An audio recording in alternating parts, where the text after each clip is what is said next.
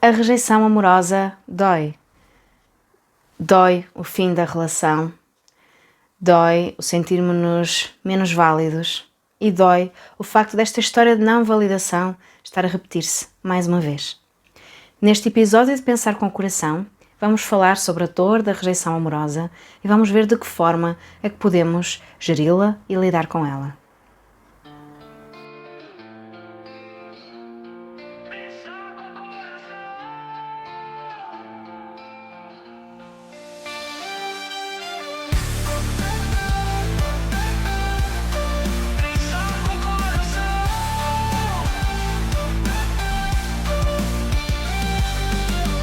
Bem-vindo e bem-vinda ao podcast Pensar com o Coração. O meu nome é Lili Andrade, eu sou psicóloga clínica e estarei consigo neste podcast para descomplicar a psicologia, explorarmos as profundezas da mente, descobrirmos novas perspectivas e cultivar o bem-estar. Vamos a isso? Ninguém gosta de ser rejeitado, em nenhum contexto, seja ele pessoal, profissional, relacional. A rejeição tem sempre consequências na nossa vida, tem sempre impacto na nossa vida, causa-nos desconforto e em alguns casos causa-nos dor. Este é o primeiro ponto que eu gostaria de trazer sobre o tema de hoje, a dor da rejeição, que é a dor da rejeição existe, é comum, é natural, é expectável que aconteça, independentemente do tipo de rejeição que surgir. Claro que a forma como essa rejeição acontece tem influência na forma como eu depois vou gerir essa rejeição. Se eu tenho informações concretas sobre o motivo da rejeição, eu posso pegar nessa informação e poder trabalhar com isso. Como vimos no episódio anterior, se não há motivo, torna-se mais difícil eu lidar com esta rejeição. Esta rejeição por parte do outro, como disse, tem impacto em qualquer um de nós e tem impacto na forma como nós nos vemos e também nos vamos relacionar.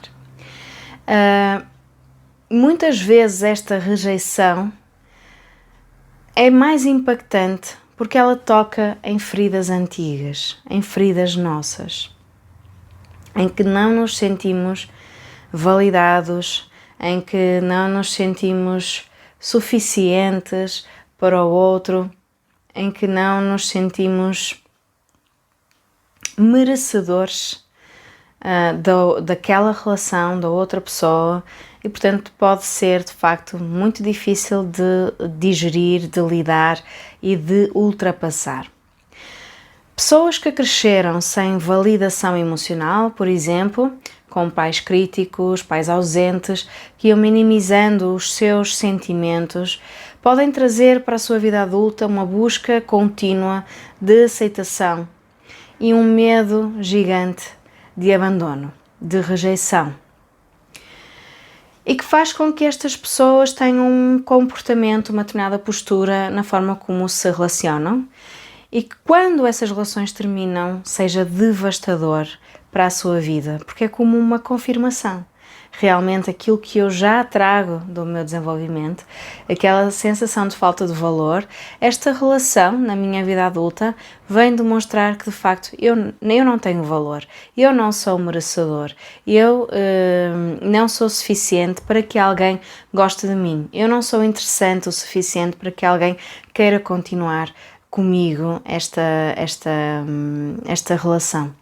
E em alguns casos pode trazer então aqui um medo desproporcional de ser rejeitado, de ser abandonado e uma intensidade emocional muito grande quando esta rejeição acontece. Ainda alguns estudos demonstram que quando existe abuso emocional na infância, portanto abuso ou negligência emocional, existe um contributo para um estilo de vinculação mais inseguro. Pode ser evitante, como pode ser ansioso. E estas pessoas tendem a acreditar que lá no fundo não não merecem ser amados, não merecem ser compreendidos, não têm valor e que não é seguro, no caso dos evitantes, endereçarem aqui, entregarem-se aqui numa relação. E podem ser então, como já vimos em episódios passados, altamente dependentes dos seus parceiros ou então altamente evitantes e, portanto, sabotarem aqui todo o processo de relacionamento e acabarem por ser rejeitados. Ou seja, temos aqui uma espécie de autossabotadores, não é, que fazem com que a pessoa constantemente valide as suas crenças, tal como já vimos, não é, em episódios anteriores, não é, que fazem com que mantenham um determinado estilo nos seus relacionamentos e que o término, não é, o serem rejeitados vai ser o desfecho e, portanto, vão encontrar ali mais uma evidência de que aquele é o desfecho que eles já esperariam, não é? A pessoa vai abandonar. E, portanto, esta dor da rejeição passa a ser amplificada pelas inseguranças já pré-existentes. Quais são então as consequências psicológicas de uma rejeição amorosa? Vários estudos demonstram que o término indesejado de uma relação amorosa desencadeia sintomas psicológicos intensos. Uma revisão portanto, aqui de alguns estudos por parte da Tiffany Field e dos seus colaboradores em 2021 encontrou aqui algumas evidências no que diz respeito às rejeições amorosas, estes corações partidos, e percebeu que a angústia, não é, de um término de uma relação afeta a mente e o corpo. E, portanto, pessoas que são rejeitadas apresentam sintomatologia depressiva, ansiedade elevada, mas também apresentam alterações no sono, perda do apetite, baixa no seu sistema imunológico e muitas vezes dores fisiológicas também estão presentes. De facto, um outro estudo destacou que términos amorosos estão entre os piores eventos, as piores experiências que as pessoas destacam da sua vida e que podem, de facto, precipitar depressão em pessoas que já têm aqui um background mais difícil.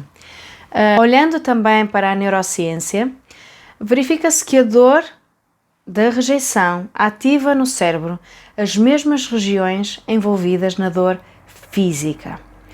Por isso, aquele processo do coração partido acaba por ser verdadeiro. Portanto, a síndrome do coração partido torna-se real. Isso também se verifica, por exemplo, na perda de um companheiro de longa data, em que aquela pessoa não consegue retomar a sua vida depois de perder efetivamente aquele parceiro. Mas aqui falamos na dor da rejeição, em que a dor da rejeição reproduz o mesmo processo, a mesma síndrome do coração partido.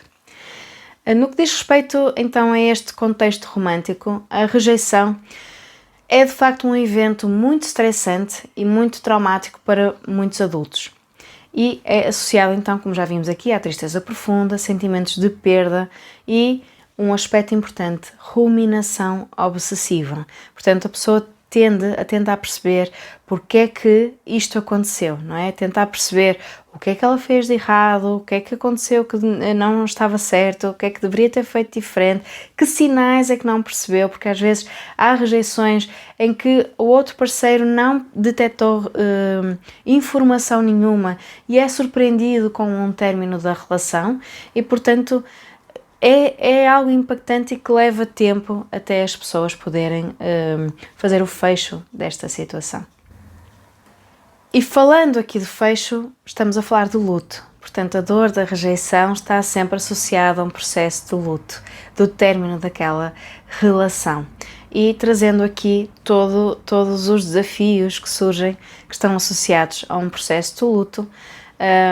E portanto temos na mesma aqui uma fase de negação, raiva, depressão, ter que lidar com aquele futuro que tinha imaginado, com aquilo que poderia ser e já não é, e não vai ser, até chegar aqui a um processo final de aceitação.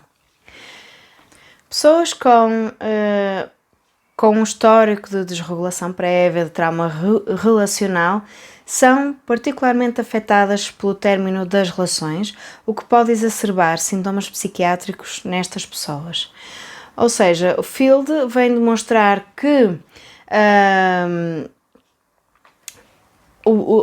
rejeição amorosa pode ser igualmente impactante a uma experiência traumática e, portanto, acarretar aqui consequências profundas, abalando aqui o estado emocional, psicológico e físico, portanto, gerando inclusivamente respostas fisiológicas de stress nas pessoas. A baixa autoestima, a dependência emocional e a autossabotagem estão interligadas e alimentam aqui este ciclo de rejeição e de invalidação. Ou seja, a baixa autoestima é quer a causa, quer a consequência de uma situação de rejeição amorosa, de relações que não funcionam. Pessoas com um vínculo mais inseguro tendem a interpretar o término da relação como culpa sua, como prova de que não são amáveis, e tenho falado muito nisto. E num estudo longitudinal, mostrou que pessoas com um autoconceito pouco claro ou negativo, após um término, têm dificuldade em recuperar e crescer dessa experiência. Já no que diz respeito à dependência emocional, quando esta variável está presente, faz com que a pessoa coloque o parceiro como o centro da sua vida, como a fonte única da felicidade. Então o seu bem-estar depende quase exclusivamente desta relação. Morale e Gonzalez, em 2020, encontraram aqui uma relação entre a dependência romântica em jovens adultos e a predisposição para relacionamentos pouco saudáveis, precisamente pela incapacidade em lidar com a rejeição. Portanto, não estamos a falar da dor da rejeição no final, mas estamos a falar do medo da rejeição e do impacto que isso também pode ter nas relações e da relação que isso tem com a dependência emocional. Portanto, existindo maior dependência, a pessoa tende a tolerar o desrespeito por parte do outro, o ultrapassar de limites, manter-se insatisfeito com a relação, com medo deste abandono e como uma forma de não perder o seu valor também, não é? E quando se dá esse término, a pessoa é como se tivesse perdido a sua identidade e o seu valor pessoal. No que diz respeito à autossabotagem, relacionado com este medo da rejeição, a pessoa acredita mesmo que ela será magoada em algum momento e então vai adotar comportamentos que vão minar a relação ao longo do tempo. E essas ações, podemos estar a falar aqui do ciúme, acusações infundadas, colocar o outro à prova constantemente, distanciamento, comunicação pouco afetiva e alguns estudos demonstram que estes comportamentos têm por detrás, esta sabotagem tem por detrás este medo da rejeição. Portanto, o medo da rejeição, não é?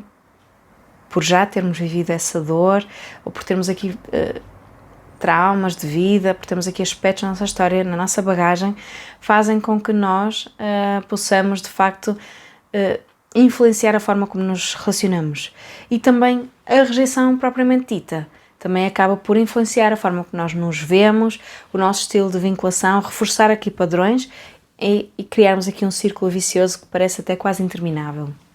Que estratégias nós podemos então pôr em prática para lidarmos com uma rejeição, não é, no pós-término? E também que estratégias é que nós podemos pôr em prática para não sabotarmos aqui as relações em que nós estamos e já identificamos aqui alguns sinais. Então, o primeiro aspecto que eu gostaria de trazer é que é possível superar o término de uma relação, sobretudo quando nós fomos rejeitados. Evidências vão mesmo nesse sentido, que quando nós aplicamos e implementamos estratégias de crescimento, de validação de nós próprios num pós-relação, que nos ajuda de facto nessa superação. Então, o que é que nós podemos fazer Primeiro, restaurar a nossa autoestima. Trabalharmos aqui neste fortalecimento do nosso eu. Ou seja, identificarmos as nossas qualidades, identificarmos aqui os nossos recursos, as nossas capacidades, fazermos este levantamento é importante. É importante nós investirmos também em contextos e em situações que nos tragam um sentimento de realização pessoal. É importante também olharmos para dentro e percebermos o que é da nossa responsabilidade e aquilo que é da responsabilidade do outro. Portanto, para lidarmos aqui com a culpa, não é? Do que é que eu fiz de errado nesta relação e que pode, não é? Reforçar o tal ciclo, não é? Baixar aqui a nossa autoestima e fazer-nos pensar que somos de facto más pessoas ou que não merecemos amor. Portanto, é tentar ganhar esse distanciamento sobre aquela que foi a minha responsabilidade nesta situação e aquela que é a responsabilidade do outro. Usar a escrita como uma forma de não só gerir as emoções, mas de poder fazer esta reflexão também é um bom recurso para lidar com a dor da rejeição. Aqui os pares, os amigos, pessoas da nossa confiança com quem nós possamos conversar e expor um pouco aqui o que nós estamos a viver e que por vezes também nos ajudam a ganhar o tal distanciamento sobre qual foi o nosso contributo e o que é que nós podemos fazer diferente no futuro, também podem ser aqui boas estratégias para nos ajudar a lidar com este processo. Acolher e introduzir a autocompaixão no nosso dia-a-dia tem-se demonstrado uma mais-valia para superar as relações amorosas e este sentimento de rejeição. Por exemplo, Zhang e Shen, num estudo de 2017, observaram que pessoas com maior autocompaixão, revelaram mais ajustes positivos após o término de uma relação. Ou seja, eles conseguiam atribuir o fim da relação a circunstâncias ou incompatibilidades em vez de interpretar tudo como uma falha pessoal. Portanto, conseguiram fazer o tal distanciamento que eu estava a falar mesmo há pouquinho e, portanto, um mediador e uma estratégia, para além de ser um mediador, que pode nos ajudar nesta dor da rejeição, é de facto a autocompaixão. E então, pegando aqui na autocompaixão, aquele exercício simples que costumo trazer com frequência, que é pensar no que é que diria um amigo seu, né, de quem gosta muito e que está a passar por esta situação, e escrever isso, portanto, é no fundo perceber aquilo que tem que transmitir a si próprio, não é? Com carinho, com amor e com gentileza. E, portanto, é uma boa estratégia para pôr em prática. Outra estratégia fundamental é buscar validação através de relações mais seguras. Portanto, procurar amigos, familiares, grupos de apoio que podem ajudar a lembrar-se do seu valor, um bocadinho como falava há pouco, portanto, procurar os pares, pessoas que podem ajudá-lo a ganhar aqui uma perspectiva, mas que também possam ajudá-lo a identificar aqui o seu valor. Não posso deixar de parte um aspecto fundamental quando a pessoa revela dificuldade em gerir esta dor emocional, que é procurar ajuda terapêutica. E não há nada de errado em procurarmos ajuda terapêutica para lidarmos com a dor da rejeição. Porque de facto, e pegando, não é, nos estudos de Field, que falava há pouco, que existe uma relação entre a experiência desta dor da rejeição, quase como uma experiência traumática, que depois desencadeia aqui um stress pós-traumático. Portanto, nem sempre nós conseguimos sozinhos lidar com esta dor da rejeição, e procurar ajuda especializada também é importante. E ao falar neste ponto, não queria deixar também de trazer um outro aspecto, que é, muitas vezes as pessoas questionam o tempo, não é, em que ainda sentem esta dor. Já passou algum tempo, não é, já passaram meses e eu ainda sinto esta dor de forma muito intensificada. E este é um sinal de que talvez possa precisar de uma ajuda externa, mas também gostaria de dizer que nós Cada pessoa leva o seu tempo até integrar uma determinada experiência. E se nós já tivermos na nossa história uma bagagem mais complexa e complicada, a tendência é nós termos uma maior dificuldade em integrar estas experiências de dor. Então esse também pode ser mais um motivo para irmos procurar esta ajuda externa, precisamente por já termos na nossa bagagem uma história difícil, uma história complexa. Portanto, aqui a procura de ajuda é fundamental em muitas destas situações e não há vergonha nisso, muito pelo contrário, é um ato de coragem, é um ato de amor próprio. Por fim, gostaria ainda de falar daqui do crescimento pós-traumático. Fizemos aqui esta relação com esta vivência como uma vivência traumática.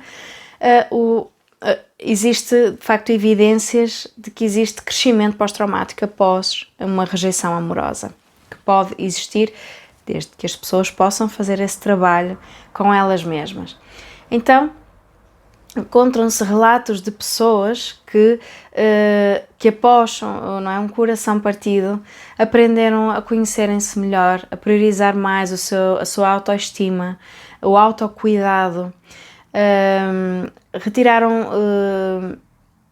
identificaram padrões que não querem voltar a repetir, perceberam que precisam de melhorar a comunicação e trabalham a comunicação. Perceberam também que muitas vezes não colocam limites de forma adequada e, portanto, vão trabalhar nesses limites nas suas relações, né? E perceber, acima de tudo, que a sua identidade não depende da relação, né? Eu não sou a minha relação. Portanto, eu sou mais do que a minha relação, e descobrir esse valor, descobrir essas qualidades e estas características acaba por, de facto, ser um elemento deste crescimento e acaba por ser uma mais-valia no processo de vida da pessoa. Portanto, para não perdermos aqui a esperança, não é? De facto, a dor da rejeição, ela é real, ela pode ser fisiológica, como vimos aqui, pode ser quase uma experiência ou mesmo uma experiência de trauma e portanto, precisa de ser vista, precisa de ser acolhida, precisa de ser trabalhada, mas acima de tudo sabemos que tem impacto, mas também sabemos que pode ser superada, pode ser ultrapassada e podemos caminhar para construirmos relações mais saudáveis, desde que nos permitamos também acolher o tempo para poder fazer esse trabalho. Por isso, espero que tenha feito sentido, traga aqui as suas reflexões, partilhas aqui nos comentários e, quanto a nós, vemo-nos no próximo episódio e até lá, pense com o coração.